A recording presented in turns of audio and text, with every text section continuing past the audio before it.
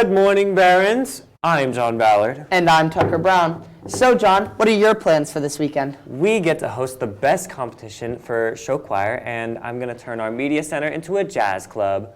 What about you? I'm also hosting some of the coolest schools ever with the show choir. That's great. Now, let's send it to Tucker with our first story about juggling. Thank you, John. If you have ever had Mr. Friels for class, then you have learned how to juggle. Not only can juggling improve eye-hand coordination, problem-solving skills, rhythm and timing, juggling has been shown to help with depression, PTSD, and other serious problems. Mr. Friels makes an important effort to teach everyone he encounters to juggle and learn all of the scientific benefits from it. If you want to learn how to juggle, make sure to catch Mr. Friels. He's always on the go, so good luck. Now, let's send it to a new segment of Movie Review. Straight from the pits of my favorite production studio and a children's book, The Wild Robot was probably my favorite film from 2024. I'm so glad to have seen it twice in theaters, as it was visually a living, breathing piece of art. Which I hate art, but it was so good. It was beautiful. The plot and characters grow in a way that only DreamWorks can produce, and music was on par with How to Train Your Dragon and many other epic scores that they've produced. The cast of Lupita Nyong'o, Kit Connor, and Pedro Pascal provided powerful performances covering so many messages of redemption, purpose, and love and perseverance that will grow your love of movies. I'm willing to watch this movie over and over again anytime, so if you haven't seen this movie yet, then it's actually a problem because it was so good. I'm Wyatt Nepper, and this has been Beyond the Silver Screen. Thanks, Wyatt. Hey, Barons, did you know that our very own bikeway is a piece of Indiana history? The DeKalb County Trail was constructed in 1976 and is referred to as Indiana's first rail trail. It runs between the city of Auburn and the town of Waterloo. And its southern end, the trail starts by Greenhurst Commons, 1740 North Main Street in Auburn, an urban preserve that is home to a variety of wildlife, a pond, and 1.25 miles of paved, accessible trails. And from Greenhurst Commons, the trail runs along the east side of Main Street and then the Wayne Street, County Road 427, to the southern limits of Waterloo through farmland and occasional private residence. Also known as the Auburn-Waterloo Bike Path, the trail runs parallel to Reekie Trail, which runs along the east side of Reekie Park, which is at an address. The DeKalb County Trails Committee has received a $5 million grant to connect our beloved bikeway to the Hokabacha Trail System, a trail that we will lead from Obachi State Park in Bluffton, Indiana, all the way to Pokagon State Park in Angola. That would be a long bike ride, Barons. Do you ever wonder what happened 100 years ago? Well, let's find out in This Year in History with Caden Hinkle and Maya Sells.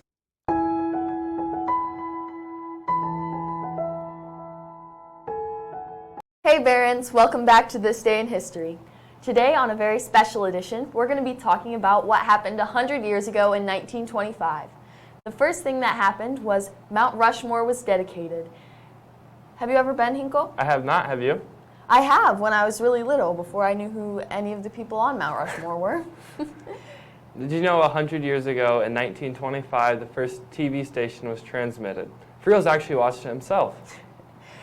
Also 100 years ago, the Future Farmers of Virginia was formed, which laid the foundations for the Future Farmers of America as we have it today. Thank you, Rance, for tuning in to our 100-year anniversary. Bye! Thanks, Maya and Caden. Hey, Barons, did you know, on average, the typical American adult, men and women combined in 2022 through 2024, did 34 minutes per day of housework. That comes out to a total of 208 hours, 8.7 days, per year. Well, I personally do a lot more than that, seeing as I get home late because I have a lot of after-school practices. What are some of the chores you do, Barons? Now, on to an episode of sports.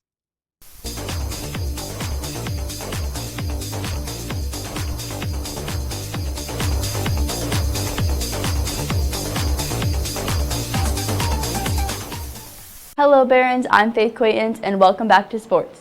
Today we are going to be talking about some of the greatest female athletes of all time.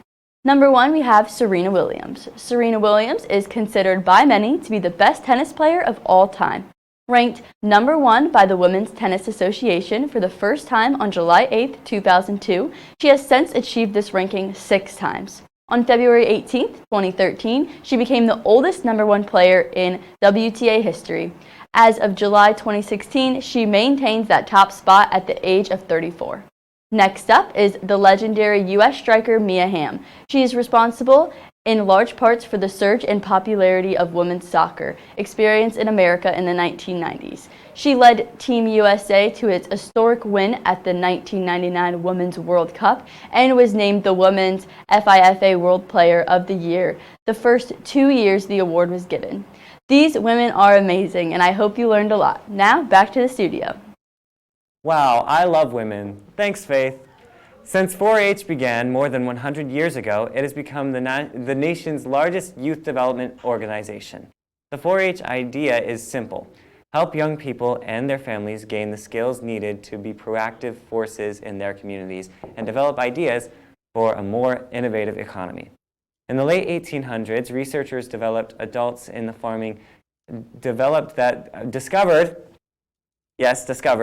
that adults in farming community did not readily accept new agricultural developments on university campuses, but found that young people were open to new thinking and would experiment with new ideas and share their experiences with the adults.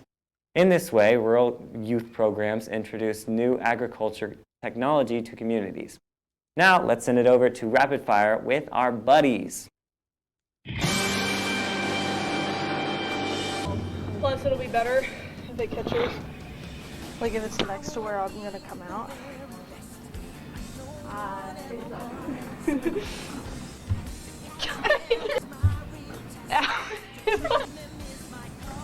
Hey guys, it's rapid fire time. I'm here with Drayden. Now you have 10 seconds to name 5 different types of Pokemon except for Eevee. Pikachu, Raichu, Jigglypuff, Wigglypuff, and Bulbasaur. I'm here with Bella Karch. You have 10 seconds to name 5 Pokemon other than Pikachu. Charizard, Bulbasaur, Squirtle, Mimikyu, Gengar, Snorlax.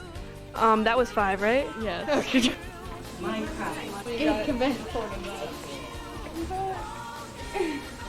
could literally.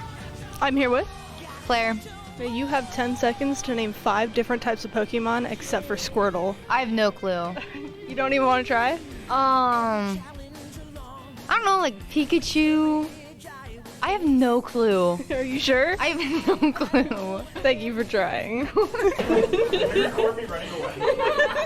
I'm here with. Mr. Gaff. You have 10 seconds to name 5 Pokemon other than Charizard.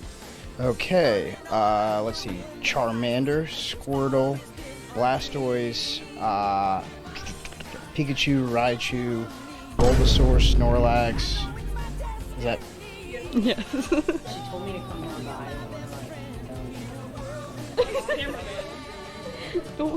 I'm here with Recepti. You have 10 seconds to name 5 different types of Pokemon except for Jigglypuff. Pikachu, Charizard, Snorlax. You said it's subject of Clefairy. Fletchinder. Good job. Now back to the studio. Where you want to. Where you want to. Get on rabbit. Thanks, you guys. The Indiana Dunes State and National Parks welcome nearly 4 million guests each year. The national park comprises more than 15,000 acres of dunes, oak savannas, swamps, bogs, marshes, prairies, rivers, and forests, offering a wide variety of activities year-round. 3 miles of beaches run along Lake Michigan's southern shore at the state park. The park also offers 16.5 miles of trails and several that traverse Mount Tom. Now let's send it to a special interview. Hello, I'm Wyatt Nepper, and I'm here with. Mrs. Delagrange. And we're here wondering today what are some of the biggest changes in the diploma type for the upcoming 8th graders. Yeah, so for many of the students that are already in high school, you would be used to the Core 40 requirements, or the diplomas being a Core 40, an academic honors, technical honors, general diploma, those kinds of things. One of the biggest changes with the new diploma is that there is one diploma. So there's kind of the one base diploma, and then you do have the opportunity to earn some seals. So some honors seals, some honors plus seals, and then those are actually tailored to if you plan to enroll, if you plan to be employed, so go straight into the workforce, or if you plan to enlist. Okay, so what kind of difference will this make to the student body and how they go through high school? Yeah, so I would say the enrollment seal closely matches what is typically academic honors. So I would say our college-bound students, it is very similar in what you are aiming for. I will say for students that are planning on employment or enlistment, there are a couple of different requirements for those seals, such as they've added in a lot more of like work-based learning. So they're looking to get students in experiences where they're kind of getting a taste of what they want to do after high school. There's a couple of different ones that introduce like an attendance goal, and so they have to learn how to have good attendance and those kinds of things to meet some of those requirements. So those are some of those bigger differences. I would say those are kind of the main things, and they're putting it more of an emphasis on work-based learning. Okay, so what kind of scale is this on? Is this just our high school or more? So this is statewide, so this is every school in Indiana. Okay, thank you for your time. Yeah, you're so welcome.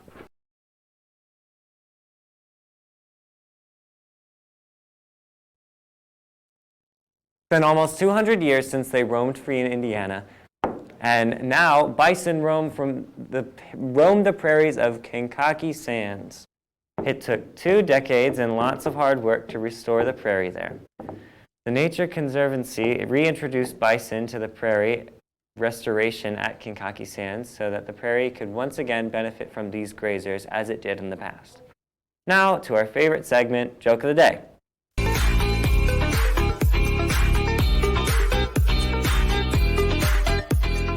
Hello, Barons. Welcome back to Joke of the Day. So, what joke do you have for us, Cooper? Why did the coffee file a police report? I don't know. Why did the coffee file a police report? It got mugged. Now back to the studio.